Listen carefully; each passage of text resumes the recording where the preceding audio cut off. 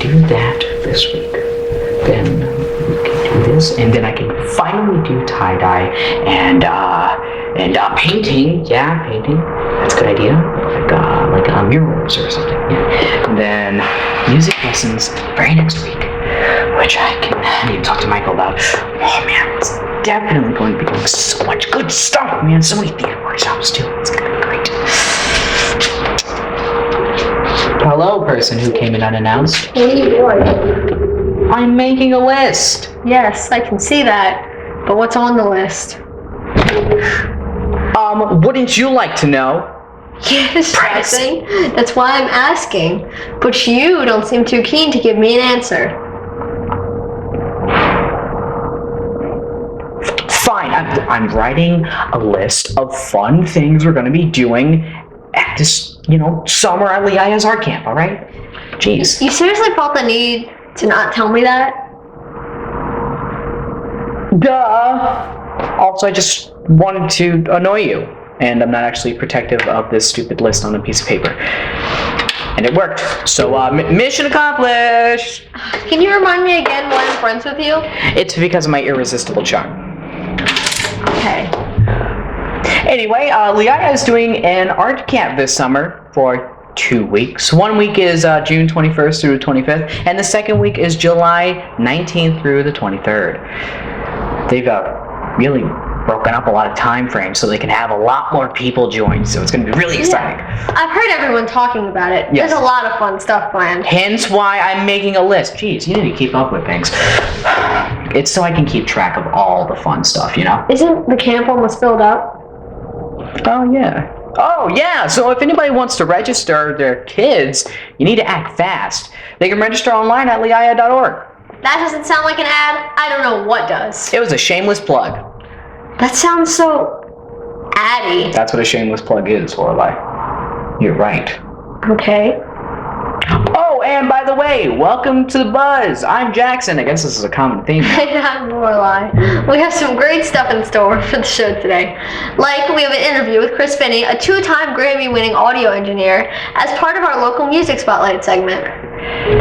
It's a great segment with a celebrity who is totally not an idol of mine, and I'm going to stay calm, which is why you're doing that interview and not me, because God, I can't wait to meet that guy.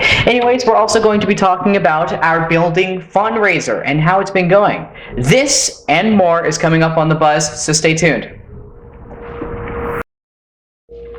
Hey everyone, Megan here with her best friend, and this one is a goofy guy, and his name is Mike. He's a 6-month-old German Shepherd mix, and his foster thinks he'll grow up to be a medium-sized dog. His hobbies include playing outside, begging for treats, which I understand a lot, and looking for a toy to chew on. He also loves playing with his foster brothers and sisters. He's a half-afraid of car rides, but with a little bit of practice, and he will end up loving it for sure. He would dread the active feeling older kids, maybe a dog brother or a sister to play with. But Mike has asked for no cats. He does not like cats. If Mike seems like a guy for you, check out at takehouse.org.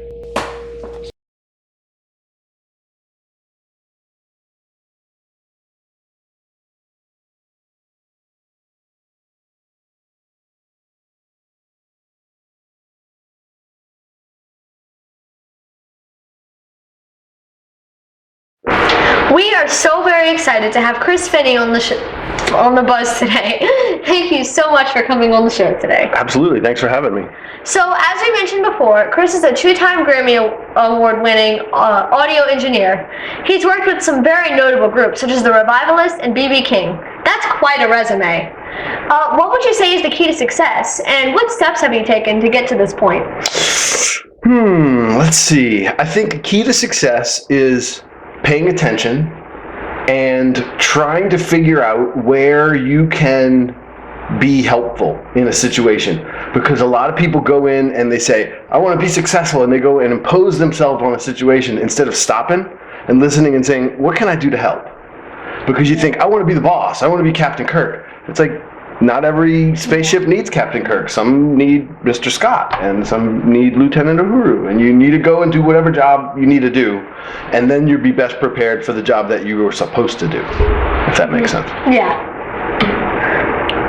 And what steps have you taken to get to this point? Oh, let's see. I've made a lot of mistakes. I've been lucky in the sense that maybe my parents or the people I grew up with, or I don't know where, but along the way, I was allowed to make mistakes, and I was made to believe that it was okay to make a mistake, and I was no longer afraid of making a mistake. And that's probably the best thing you can do to prepare for success, because you don't know how good it feels to be successful until you failed trying to do that same thing, you know? Oh yeah, I definitely think making mistakes is a big part of being successful. Absolutely. What first made you interested in audio engineering? That's a good question. My great-grandfather bought me a camera when I was very, very young, and I love the idea that I could take a moment in time and freeze it onto a picture. And I thought, well, this is really cool, but it's just one picture. How can I tell a longer story? And I didn't quite understand how video worked yet, but I thought, you know, because I listened to a lot of radio and stuff like that, and so I thought this is a better way to tell a story than just a picture sometimes, because it's flowing and it's going on. And then I thought about music, and my parents really loved music. We listened to a lot of music growing up. Neither of them are musicians, but they listened to a lot of music. And at some point I realized you use the same tools to be on the radio that you do to make records and to make music. And so I thought, that's pretty cool. So that was probably the first place when I thought about it as like, it's like photography for your ears. That's an interesting way to think of it. So what would you say your favorite thing about audio engineering is? I mean, my favorite thing about audio engineering, I love microphones. I am just crazy about microphones. And I don't know what it is. It's just one of those cool things. It's like a lens on a camera or a paintbrush. It's just one of those things that makes such a difference in what you hear that you don't realize it until you go down the rabbit hole, and that rabbit hole is deep. I also love, I would say that's a physical thing, you know, like that's a mechanical thing. But the spiritual thing, or the vibe part of it, I love when a musician, when everything goes away and it's just you and the music. I love that. I love that. And so if I could set up a situation where a musician is not conscious of the recording equipment and they're just thinking of the music, then I've done my job. That is cool. Right? Yeah. I want to be invisible to the musicians. So I know you said you got into audio engineering and into music because your parents listen to a lot of music. Do you play any instruments? I do. I started off on guitar when I was very, very young. You know, when you're really young, they start you in that class of guitar where it's like 30 kids just strumming away at block chords all day. So I started that, and I thought, yeah, this is kind of cool. And then there was a certain someone I liked in piano class, and so I was like, hey, maybe I should go play piano so I can be closer to this someone, and got my flirt on. And that's what got me into high school and stuff like that. And then in high school, I started hanging out with a lot of people who were playing rock and roll and hard rock and heavy metal and stuff. And so I said, man, I should go back to playing guitar and get in one of these bands and start playing this heavy music that I like, you know? Yeah. And my dad said, hey, did you ever think about playing bass instead of guitar? And I was like, wait a minute. There's a lot of people playing guitar, but there's not a lot of people playing bass. And so when I picked up the bass, I felt like I could speak that language. And so I played a lot of instruments. I still play drums a lot too, but I really feel like I can speak bass. It's like piano is like learning Latin, but you don't really speak it. It just helps you use all your other languages. Bass was like a language for me. That's cool. That is cool. That was fun.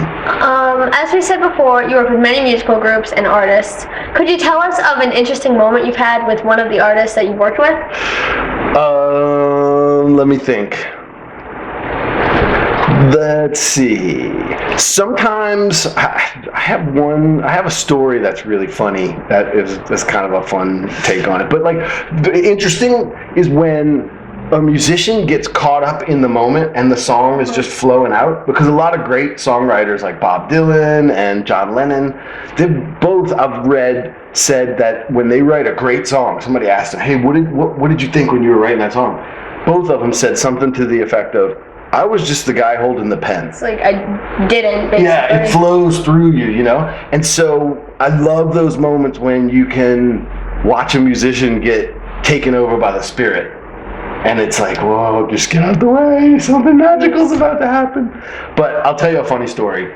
So there's one of my favorite bands of all time growing up was Led Zeppelin. And the lead singer for Led Zeppelin is a guy named Robert Plant. And he's from England, and in the 60s, a lot of British guys came from England to learn American music.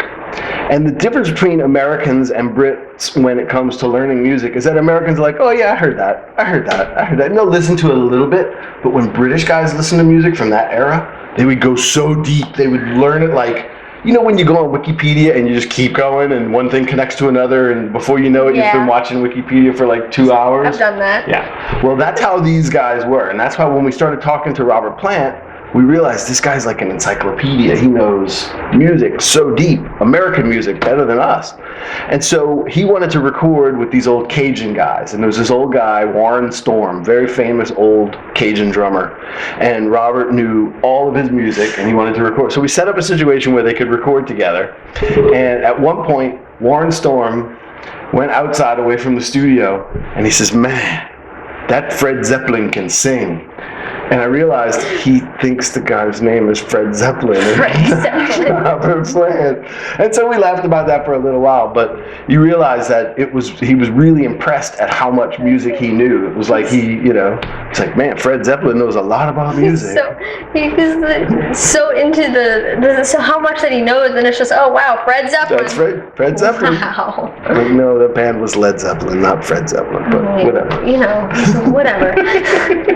So we found out that along with your audio engineering career, you also teach workshops with the Jazz and Heritage Foundation, and you also have taught classes at Tulane.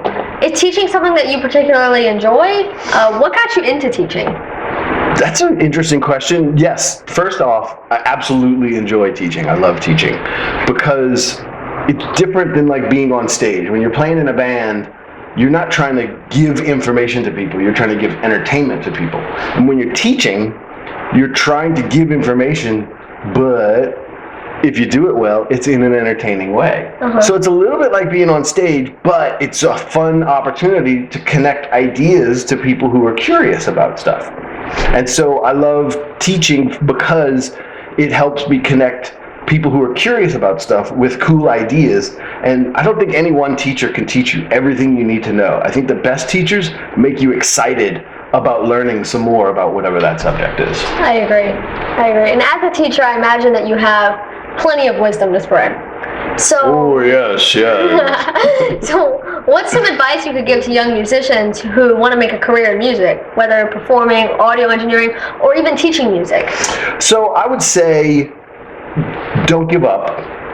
You hear it a lot, but it gets better. So when you're young, you feel like when you're young, you only have seen the world through a very tiny window. Right. And it's easy to think that's all there is to the whole world.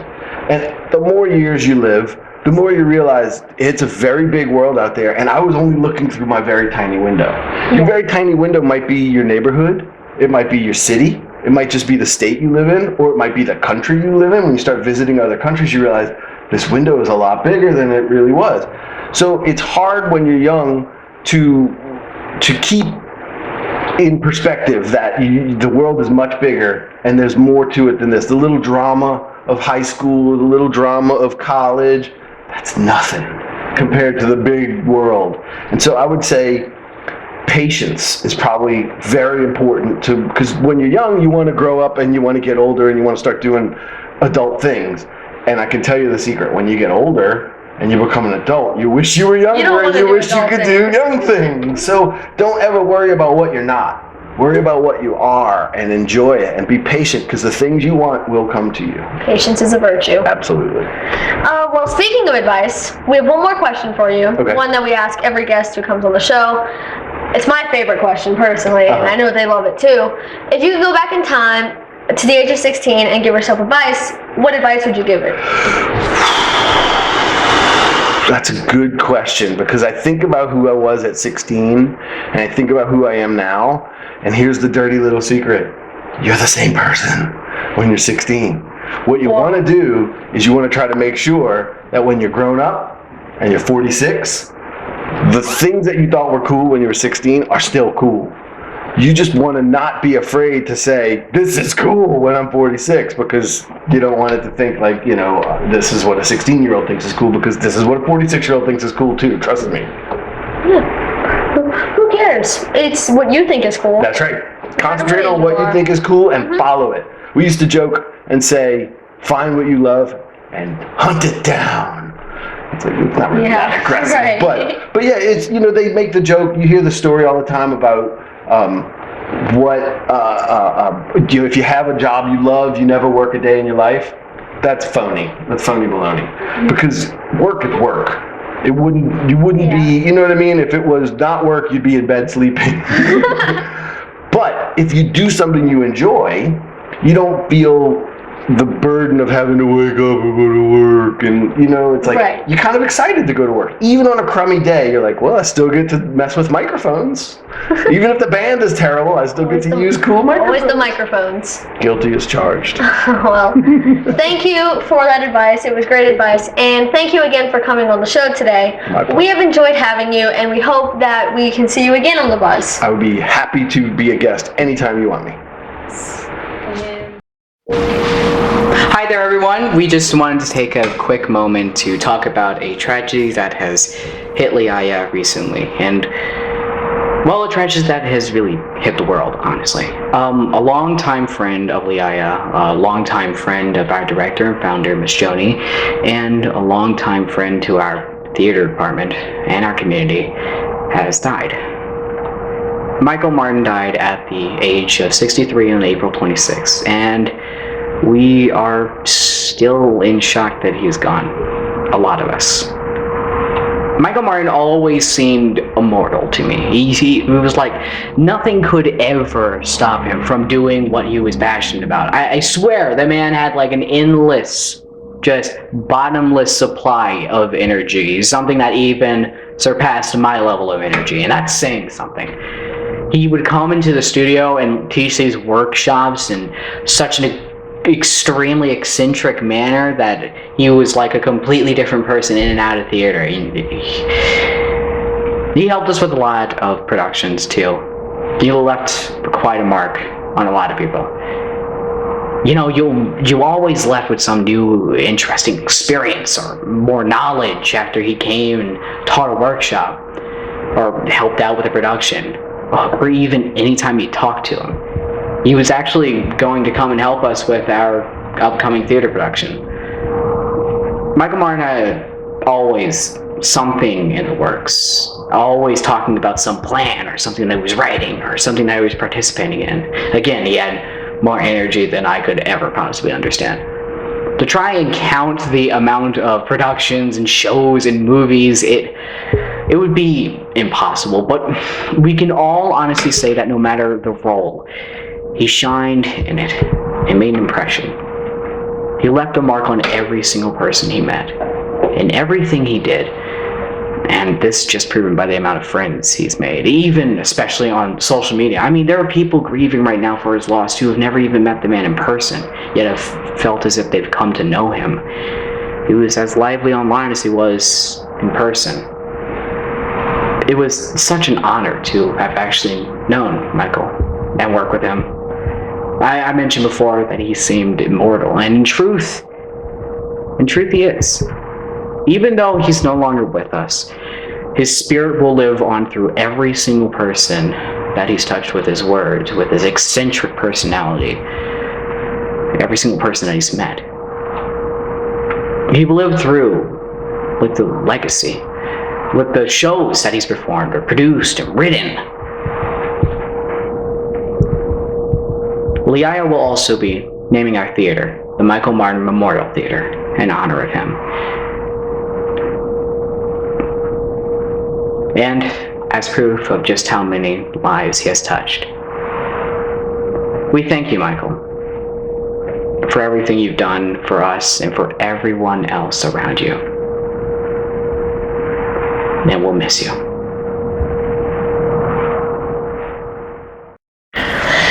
Very nice sentiment to Michael Martin, Jackson. I really wish I could have met him. I was looking forward to working with him this summer.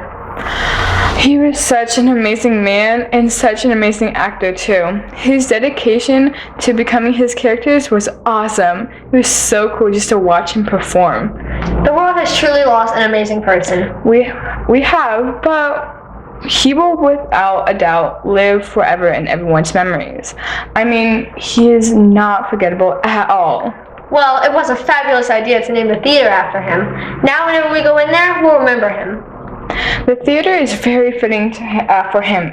It's exactly the kind of place that he would want to perform. But first, we need to make sure that we can buy the building so that the Yaya can have a permanent place to call home. And so that we can keep the theater so we can name it after him. Well, yeah, exactly. We are still continuing our building campaign. We were able to raise a good amount of funds during Give NOLA Day, and we are still hitting the ground running, trying to gather funds so we can buy the studio. We are asking if you can please consider donating to the Yaya so we can make this happen. This way we can continue to serve our community for many years to come. The Yaya is such an important tool to have, and we can honestly say that we've all been impacted in some sort of way by the Yaya, but all in good ways. Yes, and if you don't believe us, which you totally should, you can check out Liaya's Facebook page and see exactly what all our members had to say about Liaya. I did a video, Jackson did a video, and Megan did one. Look up Louisiana Young Artists and Young Authors on Facebook and see for yourself. We'll also go ahead and leave the link to the Facebook page in the description. Also be sure to like the Buzz podcast on Facebook and see updates about our show and the building campaign too. Even if you feel that you can't donate, please share our fundraisers so that we can spread the word. We are grateful for any help that we can get. Well, I think that's a good way to end this show. So I'm just gonna go ahead. Whoa, what? Whoa. Are you actually? Whoa. What do you think this is? Whoa, no, get out of the chair. Not good. Okay. Get out of the chair. My thing. You know, it's not that serious, but yes, it is my thing. Okay. Well. And I went to the bathroom. I turned my back for 2 minutes. 2 minutes. I thought I could trust you. You can't. Okay, that's fair. Now, I'm Jackson. And I'm Lorelai. And Megan, that was a good place to end the show, by the way. Okay. We'll see you next time. Love you all. Bye. Bye.